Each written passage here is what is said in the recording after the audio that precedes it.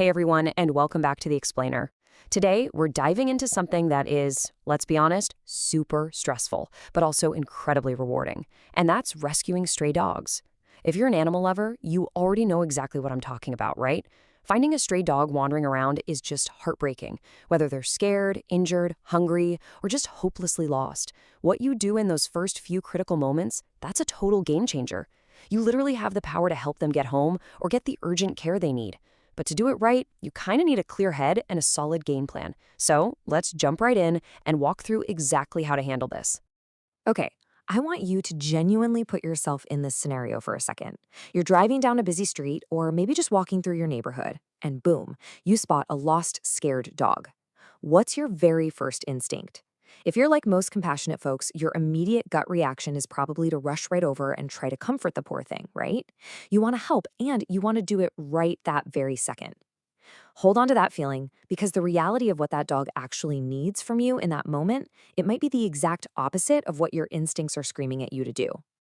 Okay, let's dive into this. We're going to look at the rescuer's journey in 5 phases. 1. Safety first, the approach. 2. Securing the stray dog. 3. The search for home. 4. Care and medical needs. And 5. Crucial mistakes to avoid. Let's get to it. Phase 1. Safety first, the approach. So before you take even a single step toward that dog, remember this. A lost dog isn't thinking rationally. They are terrified. Like we said, your instinct is to rush over. But if you do that or make any sudden movements, you might cause them to absolutely panic and bolt directly into danger, like oncoming traffic. So instead, the best practice here is approaching super slowly and completely avoiding direct eye contact. Why? Because in dog language, staring them down is a threat. We want to de-escalate the situation, not add to the panic. Let's mentally rehearse this de-escalation process really quick. It's 3 simple steps. Step 1. Assess the situation. Look around. Is the dog near traffic? Do they look hurt? Are they acting aggressive or fearful? Your safety and the dog's safety absolutely have to come first. Step 2. Approach slowly using a really calm, soft voice. If it's safe, maybe crouch down to make yourself look smaller and a bit less intimidating. Offer the back of your hand for them to sniff, but let them come to you. And step 3, if the dog is friendly and actually lets you handle them, secure them safely using a leash, or you can even create a quick slip lead out of a rope or a leash loop. Moving on to phase 2, securing the stray dog. So the crucial point here is once you've made peaceful contact, your main goal is containment. But here is the golden rule. Never, ever corner or chase a stray dog. Listen, even an exhausted, limping dog can outrun you once that adrenaline kicks in. Chasing them immediately triggers their predator-prey drive. It massively increases their fear, pushes them into a total panic, and makes catching them pretty much impossible. Patience is your best friend here. Oh, and if you don't have a leash on hand, gently guiding them into a securely fenced area is an awesome alternative to get them out of harm's way. Phase 3, the search for home. All right, the immediate physical crisis is managed. Now you become a detective. Here's the step-by-step to finding their family. First step, always check for identification. Look for collar tags, rabies tags, any kind of contact info. It is wild how many lost dogs are reunited in literally minutes just because someone actually checked their tags.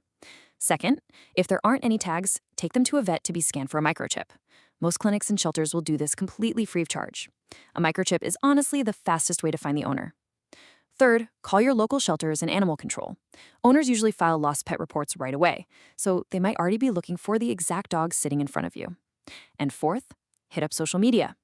Let's talk a bit more about that social media step, because digital networks have become a real game changer for reuniting pets. But you've got to post the right details. Vague posts just get ignored, right? Specific posts are the ones that get shared. So use this checklist. You need clear photos of the dog, multiple angles if you can. You absolutely need to state the exact location where you found them, plus the specific date and time. And, obviously, don't forget to include your own contact info so the owner can actually reach you. Phase 4, care and medical needs. Now, while you're waiting for those posts to go viral or for animal control to call you back, you're basically stepping into temporary guardianship. The logistics are pretty simple, but they are vital. Give them fresh water, a safe, quiet place to rest, and shelter from the weather.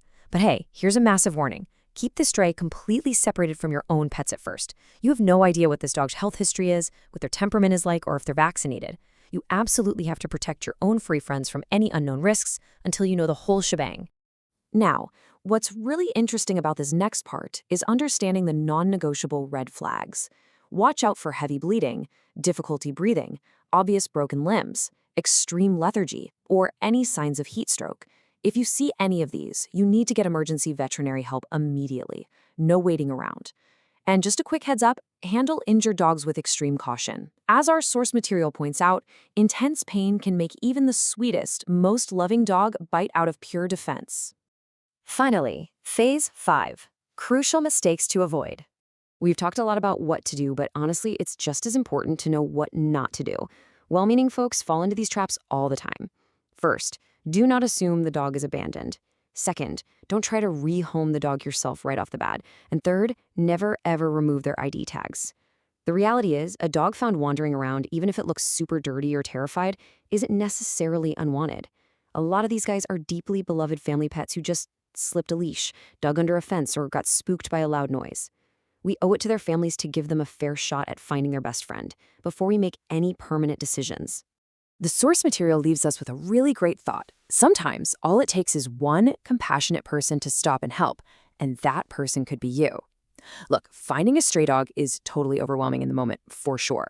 But if you take a breath and use a calm, methodical approach, you massively increase the chances of a happy, tearful reunion. By prioritizing safety, checking for IDs, and using your local resources, you can literally change a dog's life. So I'll leave you with this. If you walked out your front door right now and saw a scared stray wandering in your driveway, are you prepared to be the hero they actually need?